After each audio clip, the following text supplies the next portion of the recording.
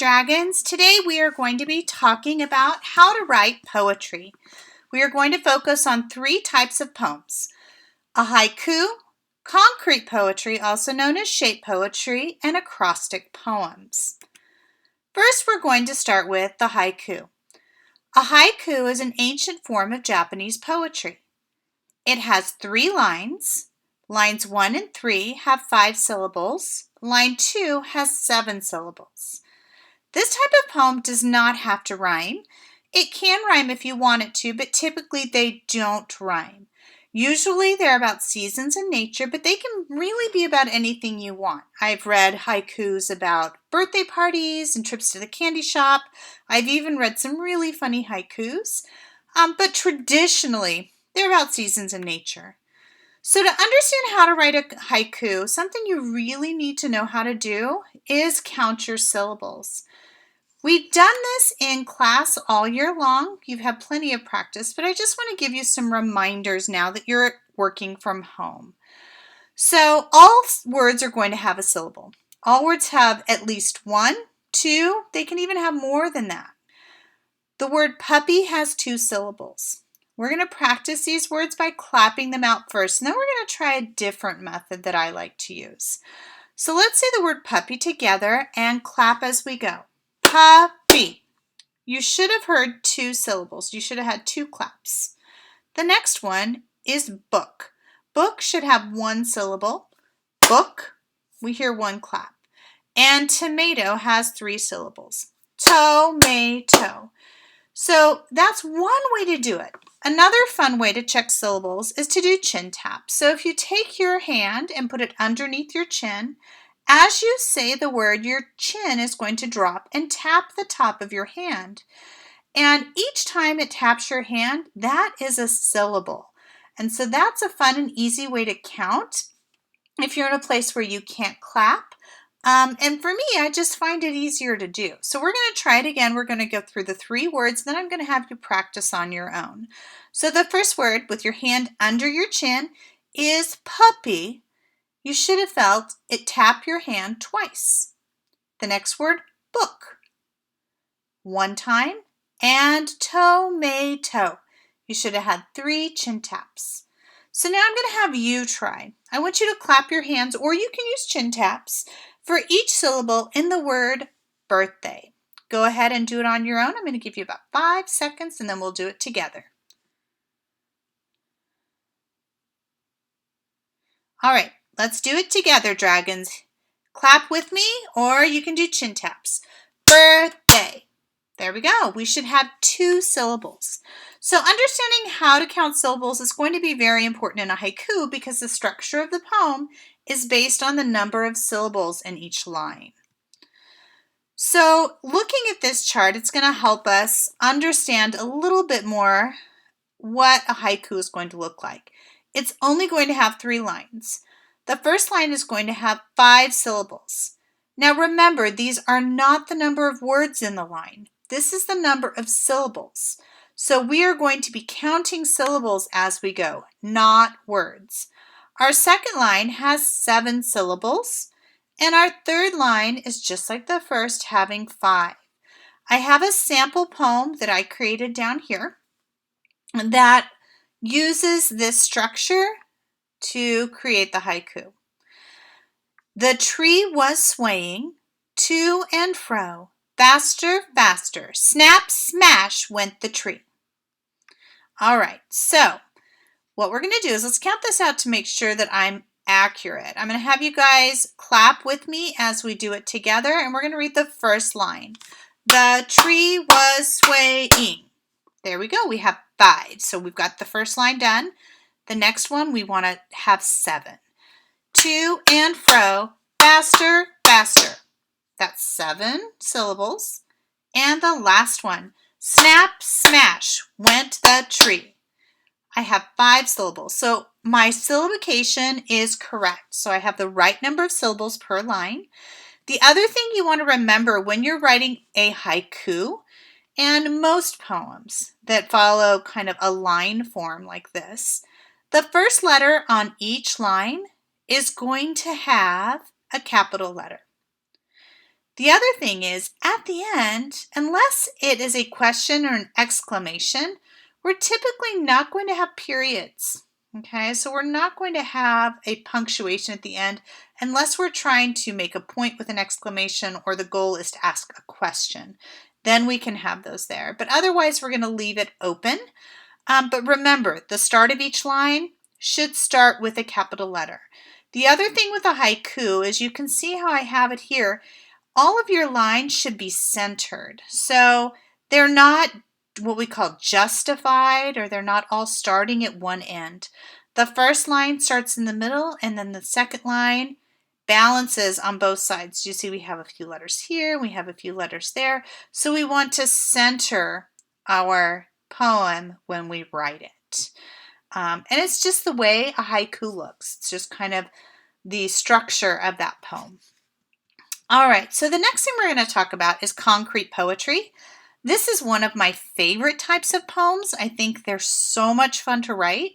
Shape poems basically is what a concrete poem is. It's a poem based on a shape. And it is mixing shape poems. Shape poems are mixing art and words. So we're going to take a little bit of art and use our poetic words to create something. And there's a method to go through it. But I do want to start by saying, with concrete poetry, what's super cool is you can do it on a piece of art paper, you can do it on a lined paper, you can do it with sidewalk chalk out in your yard. There's so many different ways that you can create a concrete poem. The first thing you need to do, though, is pick a topic. Now, when you're choosing a topic, make sure it can connect to a simple shape. So you need to choose a simple shape that can connect to the topic of your poem. So my example is a cloud for a poem about the weather. You could have a balloon for a poem about a birthday. You could use a heart for a poem about how much you love your family. You can use a star if you want to write about the night sky. But you're picking a simple shape and you're connecting that to the topic you choose. So there should be some connection, and we've talked a lot about connection this year, so you should be able to understand what that means. Next thing you're going to do is draw an outline of your shape.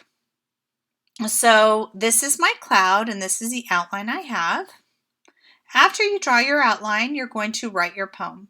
Now, in concrete poetry, there aren't a lot of rules. It could be a rhyming poem, it could be a non-rhyming or a free verse poem. It's really up to you.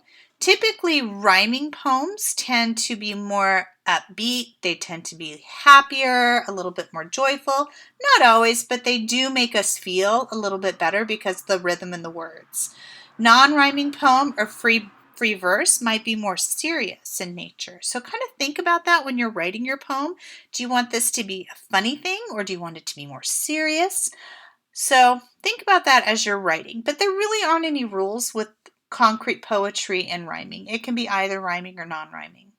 So this is a poem that I have for you today, and this is a poem that I borrowed from another author friend of mine, and it is about rain. So the poem goes like this. Dripsy, dropsy, pitter, patter, falling to the ground, fast and slow until it stops. Oh, what a welcome sound. All right, so now we're going to take and combine our shape and our words. So you're going to take your shape and fill it up with your poem. When you're finished, you're going to erase the outline of the shape, just leaving the words. And so you can see I've done that here. So I traced my cloud. And then I filled it in, and I did my words, my lines, in different colors so I could see where they are. And so that that's the art part of it. You can be really creative in how you design it. So this is my concrete poem. Like I said, the fun thing about concrete poetry is it feels like a piece of art when you're done. You can do it on the sidewalk chalk, you can paint it, you can draw it in a notebook, you can really do a lot of different things. There are actually even online programs that you can use to create word clouds, which are a form of concrete poetry. So the last type of poem we're going to talk about today is an acrostic poem, and this is a poem created with a word or a phrase. So you are going to decide what to write about, And then once you make a decision, write your word down vertically. So vertically is up and down, and I'll show you on the next page what that looks like. Then you're going to brainstorm words or phrases that describe your idea. Place your brainstorm words or phrases on the lines that begin with the same letters and fill in the rest of the lines to create the poem. So I have chosen the word Lola. Now, those of you that are in my class know that Lola is my little Yorkie. She is one of my favorite things in the world, and she is a very close, important part of our family. So her name has 4 letters, L-O-L-A, and I wrote them vertically. See, they're going up and down. The word starts at the top and then goes to the bottom. Then I brainstormed words that started with each of these letters that said something about Lola. Okay, now this could be a phrase. It doesn't just have to be a single word, but for my poem today, I chose single words for each line. So Lola is loving. That is probably one of her greatest traits, is being loving. She's original. Anyone that's heard my stories about Lola knows that she does crazy funny things that most dogs don't. And so she is an original pup. The next thing is she's loyal. She is so loyal to her family. She's always around us. She's always there to comfort us when we need her. She's just a really, really great dog. And the last thing, if you've ever seen a picture of Lola, she is adorable. And so I wanted to make sure I included that. Now, I could have had phrases. I could have said loving and kind, original, no one like her, loyal as can be, and then adorable, adorable, adorable. You can make it more interesting by adding more words and adding phrases. So something to think about when you're brainstorming words for an acrostic poem. Think about adjectives. And this is something we've talked about in class, but words that describe whatever it is that you are choosing as your topic. It does not have to be a name. It could be a place. It could be something that you do. You could use the word baseball, and each letter in the word baseball is going to say something about how you feel about baseball or what you think. But thinking about adjectives or those describing words are going to really help you when you're brainstorming words for your acrostic poem. So friends, that is it for our poem lesson today. So what I want you to do now is I would like you to go ahead and go on Seesaw and choose one of the 3 poems, and you are going to create one. You decide which one you want to create. When you're finished making your poem, writing your poem, please upload it to Seesaw and share. And then I want you to go and find 3 other posts in your class and listen to what they share, the poem that they share, or you can look at it if they've just provided a picture, and leave a comment for them. Leave some feedback so that they know that you're as excited about poetry as they are. I hope you guys have a wonderful week. I can't wait to see you soon, and have a fun time, dragons.